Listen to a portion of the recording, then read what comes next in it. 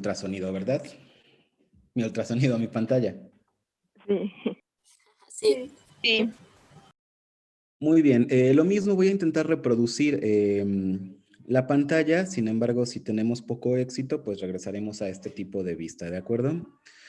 Muy bien, entonces, al respecto de la ultrasonografía, lo primero que tenemos que saber es que la alta versatilidad de estos equipos los convierten en una herramienta adecuada para su uso en las diferentes salas de la medicina clínica. Antes creíamos que el equipo de ultrasonido debía confinarse a el área de imagenología, y esto tiene un principio fisiológico. Es decir, por el momento, la mayor cantidad de aplicaciones de la ultrasonografía se van a proyectar en una escala de grises, en blanco, negro y gris. Entonces, ¿qué condiciones de iluminación favorecen la fotorrecepción, que no la fototransducción, la fotorrecepción de la escala de grises? ¿Y cuáles son las neuronas especializadas en su recepción?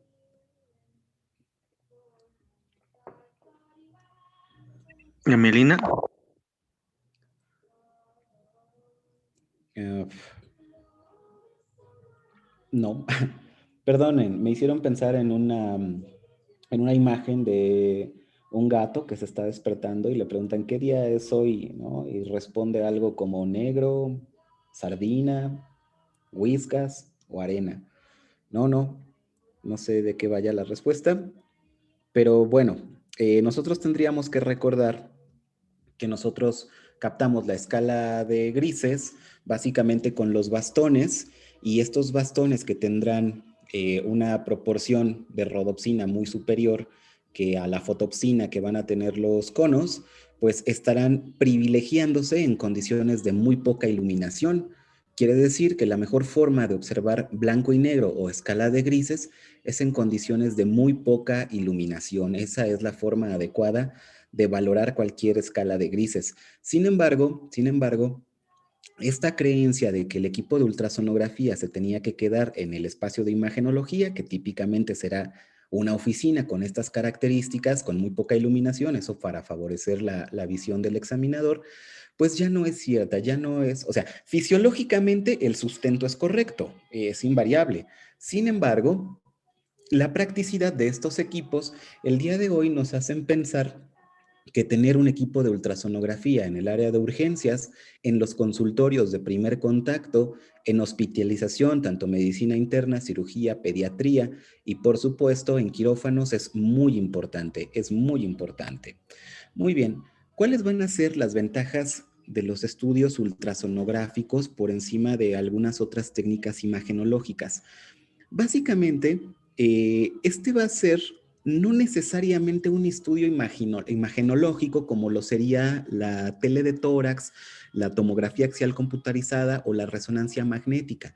La discusión a partir de los últimos 5 años hasta la fecha es que el ultrasonido es más bien una extensión del examen físico, más que una prueba de imagen en la cual nosotros estaríamos conjeturando las características o las variaciones en las características morfológicas del cuerpo.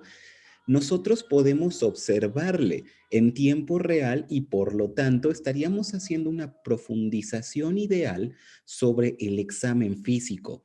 Es decir, en tanto que los estudios de imagen convencionales nos estarían hablando de algún patrón que se asemeje a o más bien alteraciones que asemejen a algún patrón, en el ultrasonido no, en el ultrasonido lo que estamos viendo es precisamente esta extensión del examen físico que nos retrata en tiempo real las alteraciones morfológicas y que de ahí podemos también inferir las alteraciones morfofisiológicas de las estructuras corporales.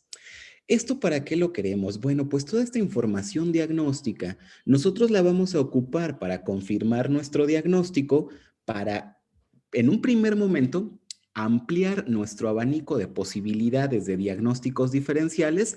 Eventualmente esta misma prueba, este mismo ultrasonógrafo, esta misma ecografía o ultrasonografía, como le quieras decir, nos hace que, aunque ampliamos las posibilidades, la misma prueba las pueda reducir, ¿de acuerdo?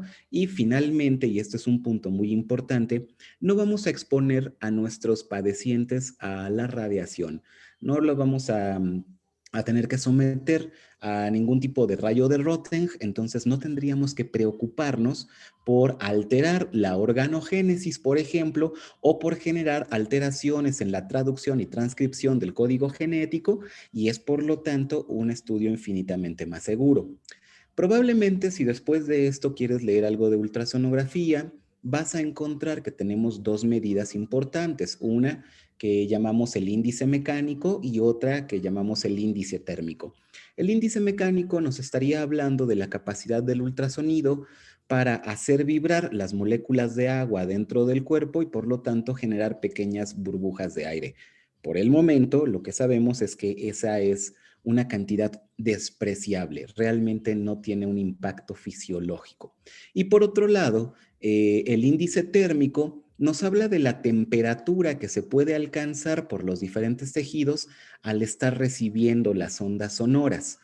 Por el momento, ese índice térmico también es muy bajo para ser considerado como nocivo. Entonces, a pesar de que sabemos de la posibilidad de formar pequeñas moléculas de aire por las vibraciones dentro del cuerpo y que sabemos que puede haber la posibilidad de incrementar discretamente la temperatura, sobre todo en las superficies más duras, por lo tanto estaremos pensando en las corticales óseas, por supuesto, estos dos índices no representan por el momento ningún peligro, por el momento ningún peligro para los pacientes.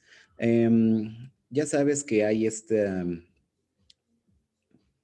mala costumbre de la medicina de decir, esto es seguro y dentro de 2 o 3 décadas decirnos, usted disculpe, de hecho produce cáncer o lo lleva a la muerte. Pero bueno, no sé, tenemos que trabajar con lo que hay. ¿Hasta aquí vamos bien?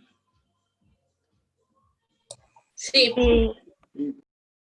Sí. Muy bien.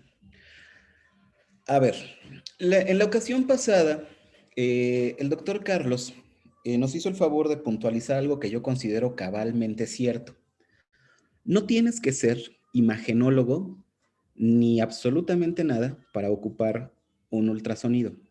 Eso no lo tienes que ser.